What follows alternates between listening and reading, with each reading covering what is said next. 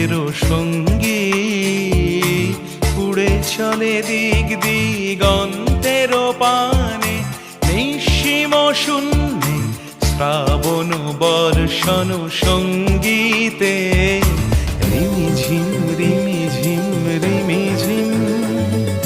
মনোমোর মেঘের সঙ্গী উড়ে চলে দিক দিগন্তের পানে, নিঃসীম শূন্যে শ্রাবণ বর্ষণ সঙ্গীতে রিমিঝিম রিমিঝিম রি